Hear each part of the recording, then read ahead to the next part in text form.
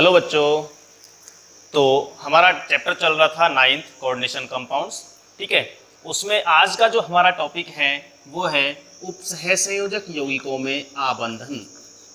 उपसहसंयोजक यौगिकों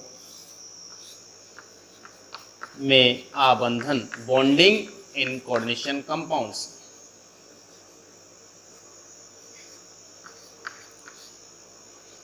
में आबंधन।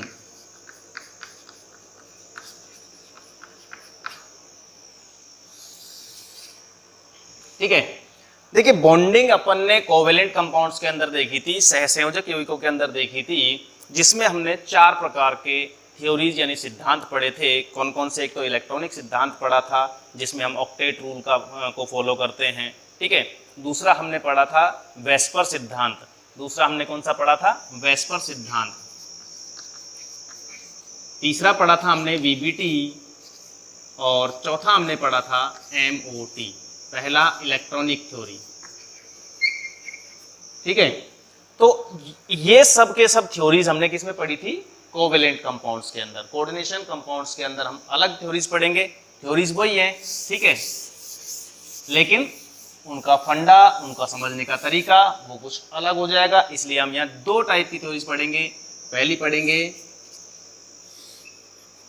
वीबीटी और दूसरी पढ़ेंगे सीएफटी। 2 थ्योरीज पढ़ेंगे, वीबीटी और सीएफटी। हमारे सिलेबस में नहीं है, अदरवाइज एक थ्योरी और होती है वर्नर का सिद्धांत यानी वर्नर्स थ्योरी। ठीक है, इसको क्या कहते हैं अपन?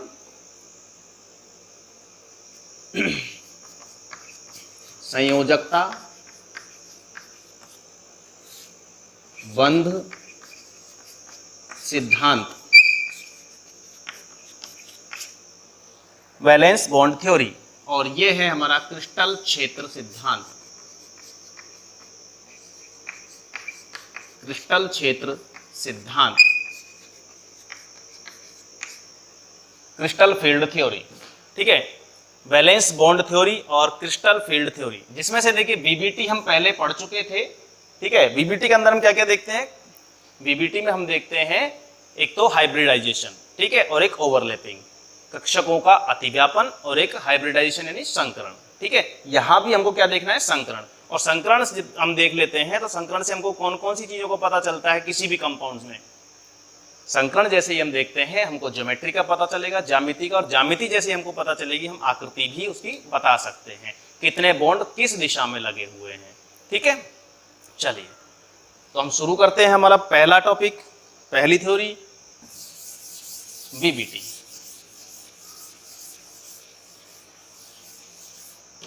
हेडिंग डालेंगे संयोजकता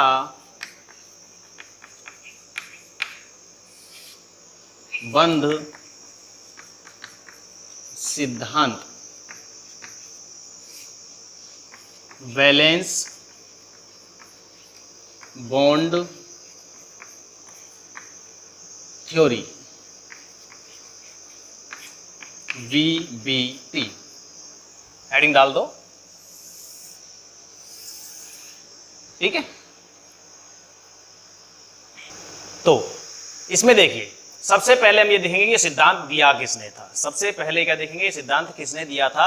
इसमें लिखेंगे हम पॉलिंग ने दिया था। किसने दिया था? पॉलिंग ने। यह सिद्धांत पॉलिंग ने दिया। ठीक है, सेकंड नंबर पे हम देखते हैं कि इसके मुख्य बिंदु कौन कौन से? देखिए तो वीबीटी क्या कहता है? वीबीटी कहता है कि जो केंद्रीय परमाणु जो होता है, केंद्रीय आयन जो होता है, उसमें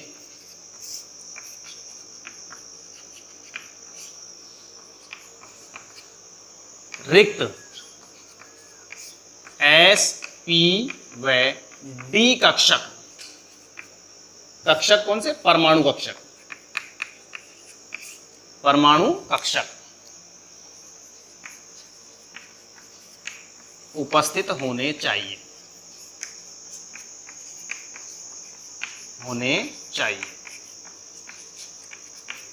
ठीक है। फर्स्ट पॉइंट क्या है इसका कि मतलब कंडीशन क्या है कि एस, पी और डी रिक्त कक्षक हमारे पास अवेलेबल होने चाहिए। देखिए इस बात पे गौर करना रिक्त कक्षक पे, क्योंकि हम पहले भी वीबीटी पढ़ चुके हैं, वहां अर्धपूरित कक्षक लेते थे, यहाँ रिक्त कक्षक लेते हैं। लेकिन हमको ये नहीं देखना है कि अब कौन सा वीबीटी पढ़ रहे हैं, पहले कौन सा, वीबीटी एक ही है। और वीबीटी में जो हाइब्रिडाइजेशन पढ़ते हैं उसकी कंडीशन क्या कहती है कि रंग संकरण में, हाइब्रिडाइजेशन में फुलफिल्ड, हाफ फिल्ड और वैकेंट यानी कि अर्धपूरित, पूर्णपूरित और रिक्त तीनों प्रकार के कक्षक भाग ले सकते हैं। ठीक है, तो यहाँ रिक्त कक्षक होने चाहिए हमारे पास। क्यों होने चाहिए, देखिए सबसे पहले तो ये देखो रिक्त कक्षक करते क्या है। ये रिक्त कक्षक क्या करते हैं, ये रिक्त कक्षक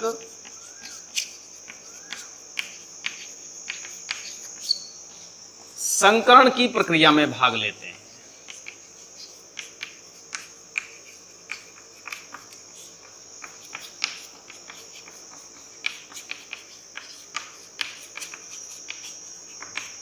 संकरण, हाइब्रिडाइजेशन की प्रक्रिया में भाग लेते हैं। संकरण है क्या, याद दिला देता हूं। संकरण वह प्रोसेस है जिसमें दो या दो से अधिक परमाणु कक्षक आपस में अपनी ऊर्जाओं को आदान प्रदान करके समान ऊर्जा, समान आकृति के उतनी ही संख्या में नए कक्षक बनाते हैं, जिन्हें संकरित कक्षक कहते हैं, जिन्हें संकरित कक्षक कहते हैं। और ये जो प्रक्रिया है, ये प्रोसेस है, क्या कहलाती है, संकरित कक्षक बनने की ये प्रोसेस क्या कहलाती है, संकरण। ठीक है, तो संकरण में भाग लिया, संकरण कर लिया। संकरण करने के बाद जो ये संकरित कक्षक हैं, इनमें क्या होगा, देखिए इन संकरित कक्षकों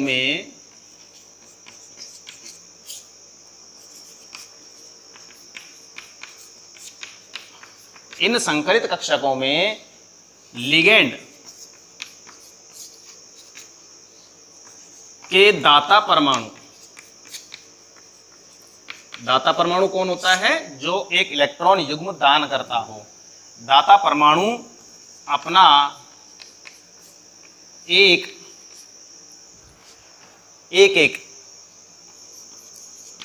इलेक्ट्रॉन युग्म दान करते हैं, या दान करके कौन सा बॉन्ड बनाते हैं, उपसह संयोजक बंध बनाते हैं।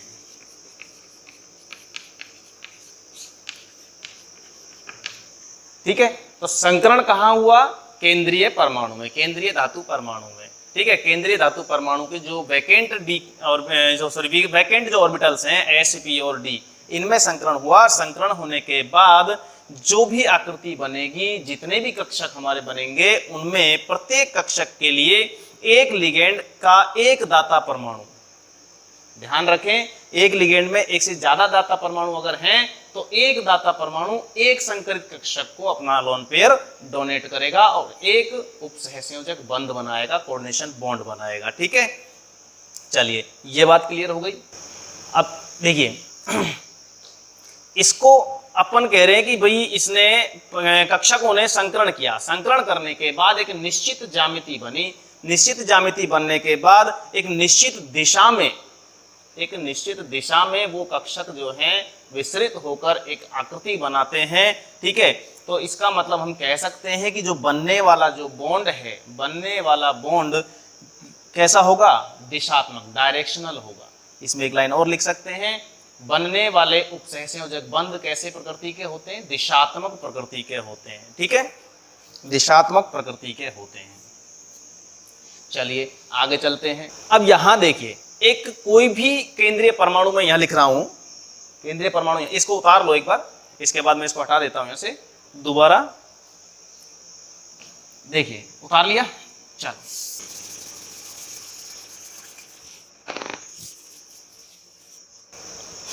देखिए कोई भी एक परमाणु लिखा मैंने, मान लीजिए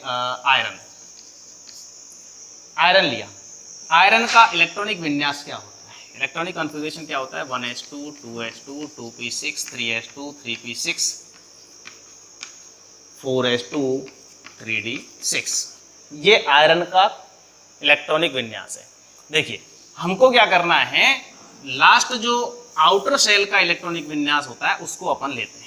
यानी कि हमने लिखा मान लीजिए 4s2 3d6। ठीक है, 3d यानी कि तीसरा कोष है, इसको मैं यहां पहले लिख देता हूं 3d6 को, और 4s2 को मैं बाद में लिख देता हूं।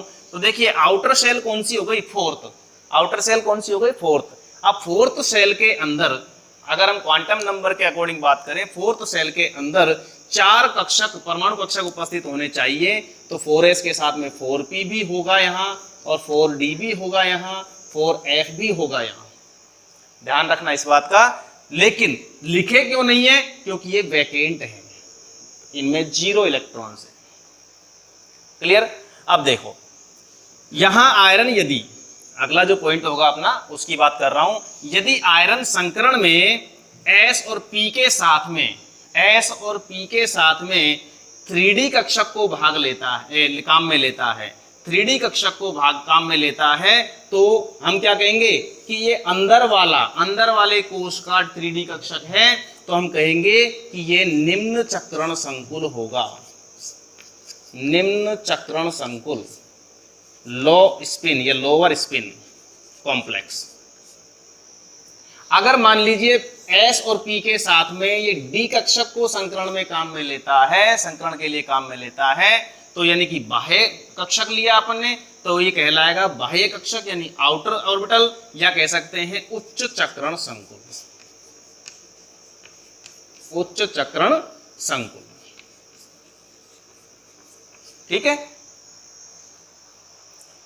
लो स्पिन हाई स्पिन, लो spin complex, high spin complex. कैसे कहा, अगर संकरण में अंदर वाला यानी अंदर वाले कोश का डी कक्षक काम में आ रहा है तो निम्न चक्रण, बाह्यतम कोश का अगर मान लीजिए डी कक्षक काम आ रहा है तो उच्च चक्रण संकुल कहलाएगा। ये फंडा समझ लेना, क्योंकि ये पूछा जाता है बोर्ड परीक्षा में, कौन सा कॉम्प्लेक्स हाई स्पिन होगा, कौन सा लो स्पिन होगा, ये पहचानना हमको आना चाहिए। तो उसके लिए सिर्फ हाइब्रिडाइजेशन चेक करना है, वो मैं बताऊंगा कैसे चेक करते हैं। फिलहाल इतना सा देखना है कि अगर तुम हाइब्रिडाइजेशन में, संकरण में अंदर वाले डी को काम में ले रहे हो तो लो स्पिन, बाहर वाले को काम में ले रहे हो तो हाई स्पिन। क्लियर।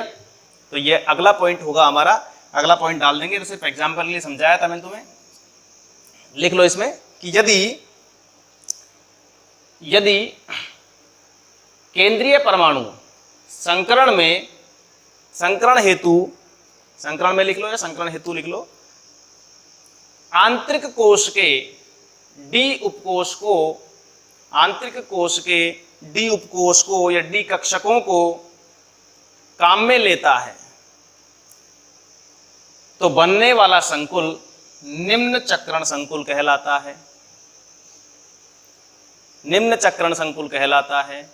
तथा यदि बाह्यतम कोश के या बाह्य कोश के डी कक्षकों को काम में लेता है तो वह उच्च चक्रण संकुल या हाई स्पिन कॉम्प्लेक्स कहलाता है। क्लियर हो गई बात। ये अपना अगला पॉइंट हो गया बीबीटी का, ठीक है। लिख लिया। चलो एग्जाम्पल के लिए अपन लिख सकते हैं इसको इस तरीके से, एग्जाम्पल के लिए लिख लो, उतार लो इसमें।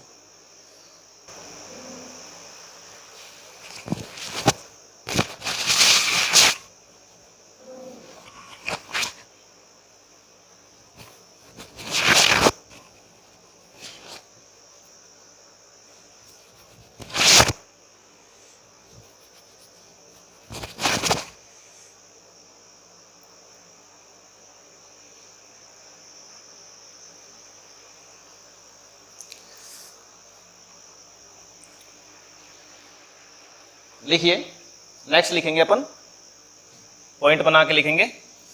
विभिन्न संकरणों से प्राप्त ज्यामिति, विभिन्न संकरणों से प्राप्त ज्यामिति निम्नानुसार है। तो हम वही ज्योमेट्री लिखेंगे, वही संकरण लिखेंगे जो हमारे काम आते हैं, क्योंकि हम लोगों को पता है इस बात का, क्योंकि हमको पता है कि SP, SP2 ये तो कहीं काम आने से रहे अपने, है ना। हमको पता है SP का कैसा होगा, लीनियर, SP2 कैसे होगी, त्रिकोणीय द्विपिरामिडीय, ट्राइगोनल प्लेनर, सॉरी त्रिकोणीय समतलीय, द्विपिरामिडीय नहीं, त्रिकोणीय समतलीय। फिर भी एक बार चलो लिख लेते हैं। मान लीजिए संकरण अपना कौन सा है, SP, तो ज्यामिति जो होगी, ज्योमेट्री जो होगी वो कौन सी होगी? ज्योमेट्री होगी लीनियर, यानी रेखीय। हमारे यहाँ काम नहीं आएगा वैसे, पर बता देता हूं।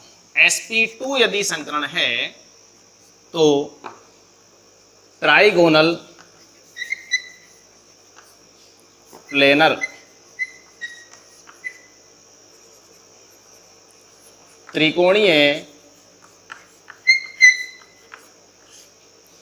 समतलीय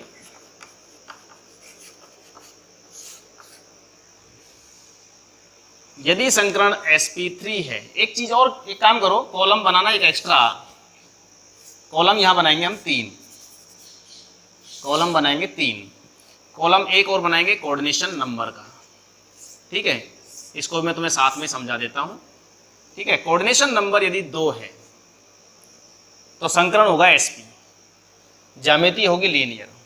कोऑर्डिनेशन नंबर यदि 3 है तो संकरण होगा sp2 और ज्यामिति होगी ट्राइगोनल प्लेनर। यदि कोऑर्डिनेशन नंबर 4 है तो हमारे पास 2 पॉसिबिलिटीज होती हैं, या तो sp3 संकरण होगा या dsp2 संकरण होगा। यदि sp3 संकरण होता है तो हमको पता है, पहले से ही हम जानते हैं कि ज्यामिति कैसी होगी? टेट्राहेड्रल। कैसी होगी? टेट्राहेड्रल, चतुष्फलकीय।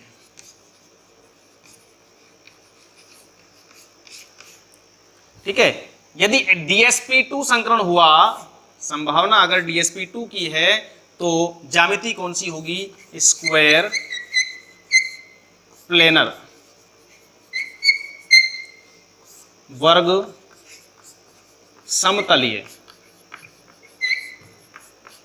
ठीक है, ऐसे ही यदि 5 कोऑर्डिनेशन नंबर है तो पॉसिबिलिटी 2 हो गई, sp3d संकरण हो सकता है या dsp3 संकरण हो सकता है।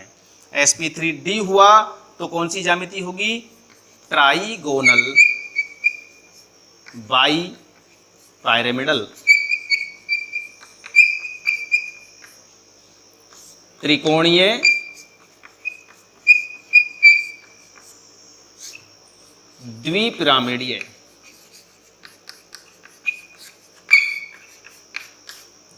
ठीक है, और यदि dsp3 हुआ तो ये होगी स्क्वायर पायरेमिडल,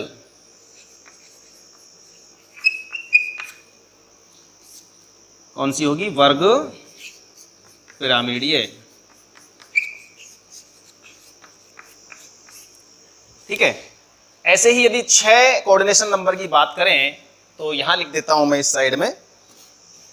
कोऑर्डिनेशन नंबर यदि 6 है तो पॉसिबिलिटीज वही 2, एक होगी पॉसिबिलिटी, संकरण 2 होंगे। कौन कौन से संकरण, कौन कौन से हो सकते हैं?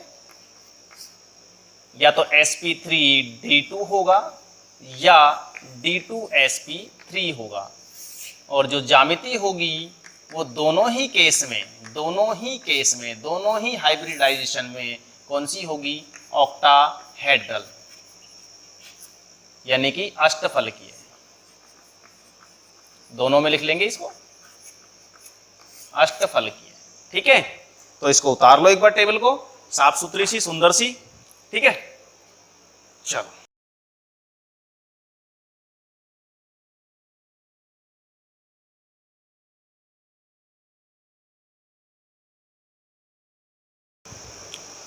उतार लिया, चलो आगे चलते हैं।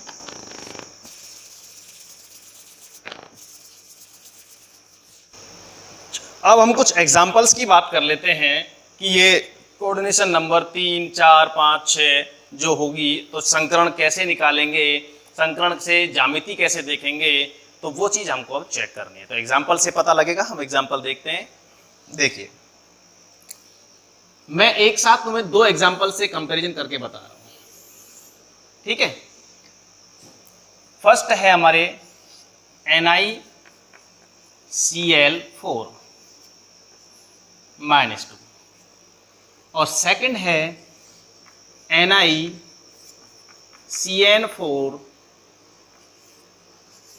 -2। देखिए ध्यान से समझना, यहां मैं तुम्हें दो टर्म्स नहीं बताने वाला हूं, वो कौन कौन सी है, एक तो वीक फील्ड लिगेंड और एक स्ट्रॉन्ग फील्ड लिगेंड। ठीक है, दुर्बल क्षेत्र लिगेंड और प्रबल क्षेत्र लिगेंड। ठीक है, देखिए तो सबसे पहले तो हमको क्या करना है, केंद्रीय परमाणु कौन है उसको चेक करना है। केंद्रीय परमाणु कैसे निकालेंगे, देखिए ये लिगेंड हो गया, ये अपना धातु परमाणु हो गया, तो इस निकल को उठा के यहाँ निकाल देंगे। निकाल के इसमें देखो अब केंद्रीय परमाणु की ऑक्सीडेशन स्टेट क्या है, ऑक्सीडेशन स्टेट क्या है चेक करके देखा हमने, +2 आती है। कैसे चेक करते हैं पहले बता चुका हूँ, x मानना है, x मान के इसको सोल्व करेंगे तो कितना आता है +2, उसको इसके ऊपर एज इट इज रख देंगे। सेम इधर करना है हमको, Ni+2, ये लो। तो हमको पूरी कहानी अब इसके इर्द गिर्द घुमानी है। कैसे देखो, Ni+2 का इलेक्ट्रॉनिक विन्यास क्या होगा, तो एक तरीका बताया था मैंने तुम्हें। क्या करना है हमको, क्या करना है, बाह्यतम कोश में इलेक्ट्रॉन निकालना है, इलेक्ट्रॉनों की संख्या निकालनी है। मैं तुम्हें बहुत आसान सा एक तरीका बता चुका हूं, कौन सी वीडियो में बताया था याद करो, जहां हमने केंद्रीय धातु परमाणु पढ़ा था, और वहां मैंने तुम्हें तीनों सीरीज बताई थी, जो ट्रांजिशन सीरीज होती है डी ब्लॉक की, तीनों बताई थी, उनमें तीनों को याद भी करने का तरीका बताया था। उसमें तुम्हें बताया था कि बाह्यतम कोश में इलेक्ट्रॉन कैसे देखे जाते हैं। तो सीधा सा बहुत आसान सा तरीका क्या बताया था कि उंगलियों को टिप्स पे याद करो इनको। तो स्कैंडियम वाली लाइन में निकल आता है 8वीं पोजीशन पे, 8वें नंबर पे आता है। तो मैंने तुम्हें क्या बताया था, 8 में 2 जोड़ दो, जो जितने नंबर पे आता है अपनी उंगली टिप्स पे उस पर 2 जोड़ दो, वो आउटर सेल के इलेक्ट्रॉन्स आ जाएंगे। इलेक्ट्रॉन टोटल कितने हो गए, निकल आता है हमारा 8 नंबर पे, scandium, titanium, vanadium, chromium, manganese, iron, cobalt, निकल, कितने नंबर पे आया, 8 नंबर पे। 8 में 2 जोड़ा तो टोटल उदासीन निकल परमाणु के अंदर हमारे पास 10 इलेक्ट्रॉन आए। तो देखिए यहाँ +2 आवेश है, +2 आवेश है, इसलिए 2 इलेक्ट्रॉन निकाल देंगे 10 में से। जितने भी टोटल इलेक्ट्रॉन उदासीन परमाणु में होते हैं उसमें से ये ऑक्सीडेशन स्टेट घटा देंगे, तो टोटल बचता है हमारे पास 8। तो ये हुआ 3D8, 3D श्रेणी का है। ध्यान रखें 3 सीरीज बताइए मैंने तुमको, पहली 3D होती है, दूसरी 4D और तीसरी 5D। ठीक है, 3D 4D 5D के हिसाब से याद रखेंगे। तो 3D8, 4S0, 4P0, 4D0। ध्यान रखें जितने भी तुम्हारे पास इलेक्ट्रॉन आते हैं, चाहे उदासीन परमाणु हो और चाहे वो आयन हो, उन सारे इलेक्ट्रॉनों को किस में रख देना है, जो हमारा पहला उपकोष आता है, जैसे 3D या 4D या 5D। बाकी जो आउटर सेल के उनको सबको 0 कर देना है। ठीक है, चलिए तो 3D8, 4S0, 4P0, 4D0 रख दिया। 4F से हमको कोई मतलब नहीं है, हमारे काम भी नहीं आएगा, मत लिखो उसको। तो सबसे पहला काम किया क्या हमने, डब्बे बनाए यानी कक्षक। ये लीजिए, ये हो गया 3D, ये 4S, ये 4P और ये हो गया जी 4D। ठीक है, ये हमने चारों के बॉक्स बना दिए यानी कक्षक बना दिए। चलिए हम लिखते हैं इसमें, अब इलेक्ट्रॉनों की संख्या भरते हैं। ये तो है हमारे पास भैया 3D, ये है हमारे पास 4S, ये है हमारे पास 4P और ये है 4D। ठीक है, 3D में कितने इलेक्ट्रॉन्स हैं, 8 इलेक्ट्रॉन, 1 2 3 4 5। ध्यान रखें Hund's maximum multiplicity rule, Hund का अधिकतम बहुलता का नियम जो है उसको फॉलो करना है और हमको इलेक्ट्रॉन भरने हैं। क्या कहता है हुंड कि एक बार सारे कक्षकों में, समान ऊर्जा के सारे कक्षकों में समान वितरण करो इलेक्ट्रॉनों का, अगर फिर बच जाते हैं तो फिर उनको रिपीट करो। ठीक है, चलिए ये हमने हुंड के अकॉर्डिंग भर दिया। इतना करने के बाद यहां तक का तो काम है हमारा किसका, केंद्रीय परमाणु का। ठीक है, इतना करने के बाद अब नंबर लो लिगेंड का। इतना करने के बाद लिगेंड का नंबर लेंगे। लिगेंड कौन है यहाँ पे, क्लोराइड। कौन है, क्लोराइड या क्लोरिडो या क्लोरो। ठीक है, अब हमको चेक करना है कि ये लिगेंड कैसा है, स्ट्रॉन्ग फील्ड है या वीक फील्ड है। ठीक है। स्ट्रॉन्ग और वीक यानी कि एक तो प्रबल और एक दुर्बल, दो तरह के लिगेंड होते हैं। अब बोलो साहब कैसे पता लगेगा कौन सा लिगेंड दुर्बल है और कौन सा प्रबल है? अरे भैया जब बीबीटी ने नहीं बताया तो मैं क्यों बताऊं? समझ रहे हो ना? हाँ बता दूंगा, ट्रिक बता दूंगा तुम्हें, है ना, घबराओ मत। जो भी लिगेंड होते हैं उनको दो भागों में बांट दिया, स्ट्रॉन्ग और वीक। स्ट्रॉन्ग जहां शब्द आ गया, ये मान लो कि जैसे किसी भी चीज में कोई भी स्ट्रॉन्ग मैन होता है वो धक्का मार के सबको एक साइड कर देता है, सेम काम होता है हमारे पास यहाँ स्ट्रॉन्ग लिगेंड का। और वीक लिगेंड जैसा है चल रहा है, चलने दो, उसको कोई मतलब नहीं है दुनियादारी से, उसको जहां जगह मिल जाएगी वहीं बैठ जाएगा। आई बात समझ में? सिर्फ अभी के लिए इतना समझेंगे स्ट्रॉन्ग कैसे काम करता है और वीक कैसे काम करता है। स्ट्रॉन्ग कौन है, वीक कौन है, वो मैं फिर बता रहा हूं, दोबारा बताऊंगा, ठीक है? अभी समझ लो। तो अभी मैं तुम्हें सिर्फ बताऊंगा कि कौन सा लिगेंड स्ट्रॉन्ग है कौन सा वीक है। तो हमारे पास यहाँ जो क्लोराइड दे रखा है, क्लोराइड कैसा लिगेंड है? वीक लिगेंड है, वीक फील्ड लिगेंड है, दुर्बल लिगेंड है। अब दुर्बल लिगेंड क्या है? इन इलेक्ट्रॉनों को धक्का नहीं मार सकता, पेयरिंग नहीं करवा सकता, रीडिस्ट्रीब्यूशन ऑफ कॉन्फ़िगरेशन नहीं करवा सकता, इसलिए जहां उसको खाली जगह मिलेगी वहीं लोन पेयर डोनेट करेगा। जो कमरा खाली मिलेगा उसी में किराएदार बिठाएगा, सीधी सी बात है। तो 4 क्लोरीन अपने अपने एक एक इलेक्ट्रॉन पेयर डोनेट करेंगे। एक दिया किसको? 4s को। चलो ऐसे लिख देते हैं, एक क्लोरीन अपने लोन पेयर को यहां देगा, दूसरा क्लोरीन, सॉरी एक गड़बड़ हो गई बीच में, विदाउट हाइब्रिडाइजेशन कैसे दे रहे हो? विदाउट हाइब्रिडाइजेशन कैसे दे रहे हो? बोले गुरुजी गड़बड़ हो गई, क्या करें? तो हमको क्या करना है, ये गिनना है कितनी कोऑर्डिनेशन नंबर है। कोऑर्डिनेशन नंबर कितनी है? 4। तो हमको अब खाली खाली से 4 कमरे लेने हैं, 4 कक्षक लेने हैं। तो ये लीजिए, यहीं से गिनना शुरू कर दो, शुरू से ही जो खाली दिख जाए वहीं से शुरू कर दो। तो 1 2 का 4, ये लो जी। कौन कौन से लिए? एक S लिया और एक 3 P लिए। ये हो गया जी sp3 संकरण, sp3 हाइब्रिडाइजेशन, और ये हमारे पास 4 संकरित कक्षक बन जाएंगे, sp3 sp3 sp3 और sp3। तो 4 क्लोरीन अब आएंगे अपने अपने लोन पेयर को लेके। लो भैया अपना लोन पेयर रखो और कोऑर्डिनेशन बॉन्ड बनाओ। एक एक लोन पेयर डोनेट करेगा और ये 4 कोऑर्डिनेशन बॉन्ड बन जाएंगे।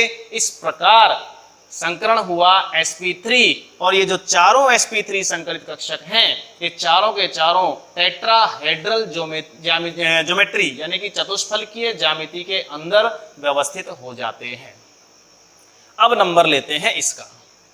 यहां कोई अलग थोड़ी है कुछ, जब यहां Ni+2 है तो टीप दो ना बिना कुछ बोले, जो भी कुछ है।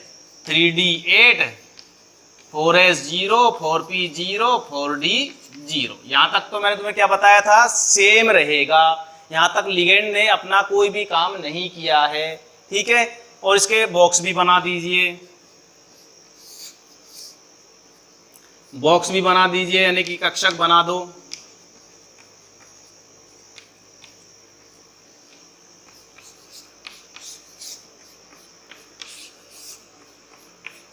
ये लीजिए बना दिए। अब यहां तक करने के बाद मैंने क्या बताया था, यहां तक करने के बाद अब हमको छेड़ना है लिगेंड को कि भैया तू क्या चाहता है, हैं? ये क्या कहता है, मैं तो स्ट्रांग हूं, मुझे नहीं चाहिए यहाँ एक एक कमरे में एक एक आदमी बैठा हुआ, इनको सरकाओ साइड में, ठीक है। एक कक्षक में मैक्सिमम 2 इलेक्ट्रॉन जब आ सकते हैं तो इनको अकेले अकेले क्यों बिठा रखा है, इनको भी सरकाओ। ऐसा कौन बोल सकता है, कोई स्ट्रॉन्ग मैन ही तो बोल सकता है। तो स्ट्रॉन्ग लिगेंड का कार्य क्या है, रीडिस्ट्रीब्यूशन, पुनर्वितरण, पुनर्विन्यास करना। और ये इलेक्ट्रॉन खिसक के इधर चला जाएगा। तो यहाँ एक लाइन लिखेंगे, चूंकि Cn- वो यहाँ भी लिखनी थी लेकिन यहाँ जरूरी है लिखना, क्योंकि Cn- एक प्रबल क्षेत्र लिगेंड है,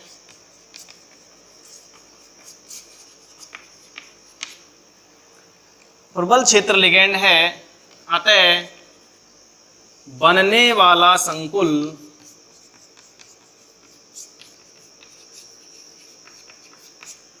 कैसा होगा? निम्न चक्रण संकुल होगा।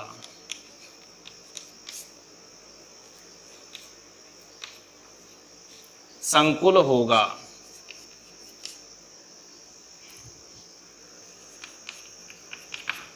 ठीक है, निम्न चक्रण संकुल होगा। अरे निम्न चक्रण का मतलब, अरे जब वो प्रबल है, जो स्ट्रॉन्ग है, उसके नीचे तो सबके सब निम्न ही होते हैं, लोअर ही होते हैं, ये ध्यान रखना। और जो वीक होता है उसके सामने सब अपर फील्ड होते हैं। ठीक है, आउटर सेल से काम मिलेगा। तो देखो ये क्या हो जाएगा, विन्यास कुछ इस तरह से चेंज हो जाएगा। ये लीजिए, डी वो वाला कुछ काम ही नहीं आएगा, वैसे भी मैं नहीं बना रहा उसको। ठीक है, देखिए ये 3D है, ये 4s है, ये 4p है। यहाँ जितने भी इलेक्ट्रॉन थे, अब वो हुंड के नियम से नहीं चलेंगे। उन्होंने साफ कह दिया, हुंड भैया यहाँ स्ट्रॉन्ग लिगेंड आ गया, तुम्हारी बात नहीं मानेंगे, हम उसकी बात मानेंगे। उसने सारे इलेक्ट्रॉनों को सरका दिया और एक कमरा यानी एक कक्षक यहाँ से खाली कर दिया। 4 लिगेंड है साइनाइड, तो 4 ही हमको रिक्त कक्षक चाहिए। और 4 रिक्त कक्षक जो हैं वो एक तो D होगा, एक S होगा और 2 P होंगे। तो इस प्रकार से ये DsP2 संकरण करेगा और DsP2 संकरण करने के बाद जो ज्योमेट्री यानी ज्यामिति बनेगी वो होगी वर्ग समतलीय है, समतलीय, स्क्वायर प्लेनर। ये साइनाइड अपना एक इलेक्ट्रॉन युग्म यहाँ देगा, एक साइनाइड अपना इलेक्ट्रॉन युग्म यहाँ देगा, तीसरा साइनाइड यहाँ देगा और चौथा साइनाइड अपना इलेक्ट्रॉन पेयर यहाँ देगा। और इस तरह से 4 कोऑर्डिनेशन बॉन्ड्स का निर्माण होगा। आ गई बात समझ में? स्ट्रॉन्ग फील्ड लिगेंड कैसे कार्य करता है, वीक फील्ड लिगेंड कैसे कार्य करता है, अभी के लिए तुम्हें सिर्फ यही समझना है और ज्यादा कुछ भी दिमाग नहीं लगाना है। एक बार इसको उतारो, फिर और 2 एग्जांपल करते हैं।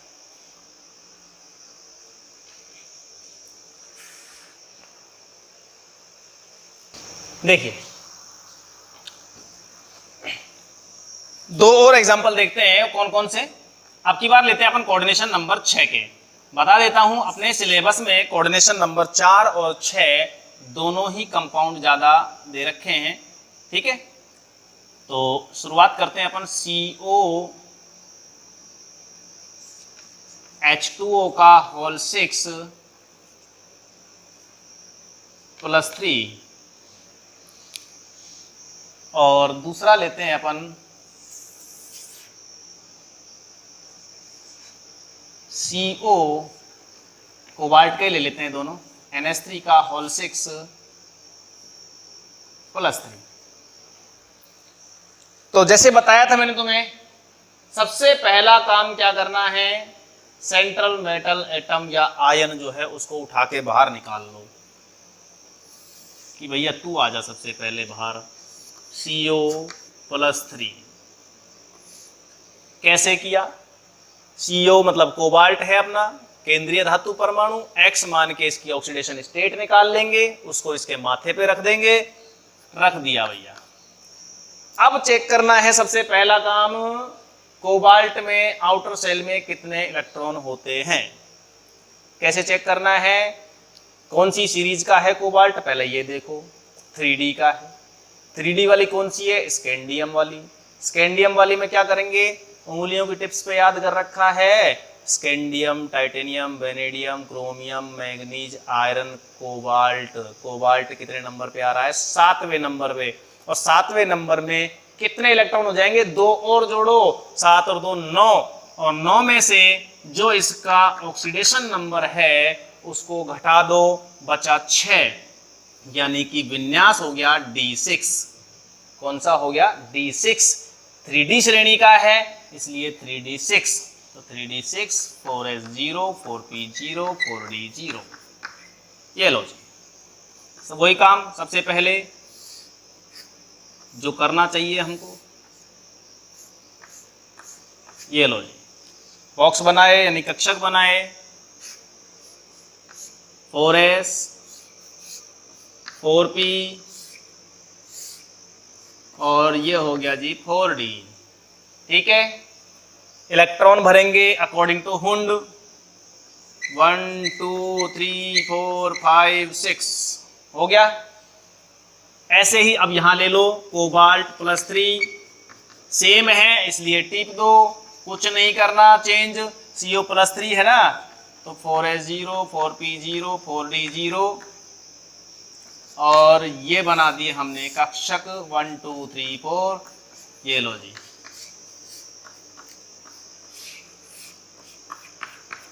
ठीक है। तो अब हमको क्या करना है, अच्छा इसके इलेक्ट्रॉन और भर दो हुंड के अकॉर्डिंग। यहां तक का काम निकल जाता है किसका, सेंट्रल मेटल एटम का, ठीक है। उसके बाद सेकंड नंबर पे अब देखते हैं अपन लिगेंड का काम। लिगेंड मैंने क्या बताया था, लिगेंड दो टाइप के होते हैं, कौन कौन से, स्ट्रॉन्ग और वीक, प्रबल और दुर्बल। स्ट्रॉन्ग लिगेंड कौन सा है, वीक लिगेंड कौन सा है, अभी तो मैंने तुम्हें कोई तरीका ही नहीं बताया है। बता चुका हूं कि जब तुम्हें वीबीटी ने नहीं बताया मुझे तो फिर मैं क्यों बताऊं, है। अब मैं तो तुम्हें इतना सा बता सकता हूं भैया कि जल जो है यहाँ पर वो वीक लिगेंड है और अमोनिया जो है यहाँ पर वो कौन सा है, स्ट्रॉन्ग लिगेंड है। तो जल क्या है, वीक लिगेंड। अब भैया कमजोर आदमी बेचारा जहां जगह मिलेगी वहीं इलेक्ट्रॉन देगा, ज्यादा फालतू के लफड़े में नहीं पड़ेगा। तो क्या करेगा, देखो कितने जल के अणु हैं, 6, यानी कि कोऑर्डिनेशन नंबर कितनी है, 6।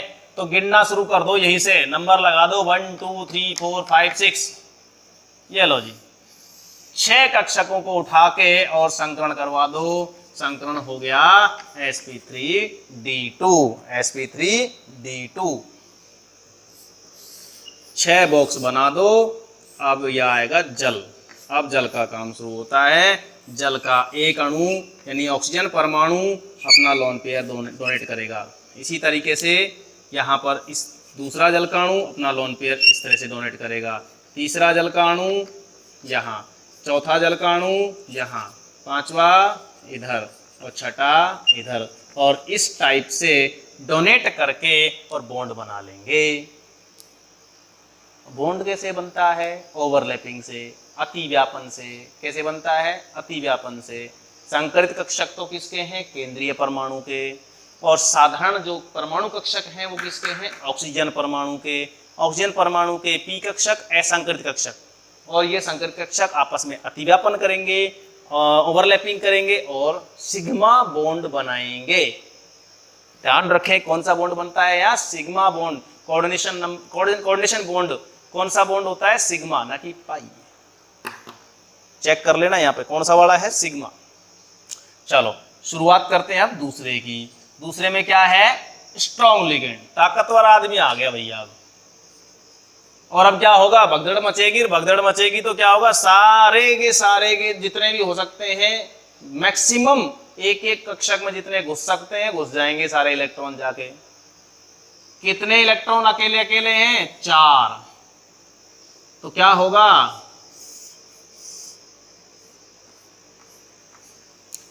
One two three four five six. ये लो जी, हो गया। पेयरिंग हो जाती है, युग्मन हो जाता है, और 2 कक्षक अंदर के कोष में से खाली मिल जाते हैं। 2 कक्षक अंदर के कोष में से खाली मिलते हैं, इसलिए इसको जो संकुल बनेगा उसको हम क्या कहेंगे, आंतरिक कक्षक संकुल।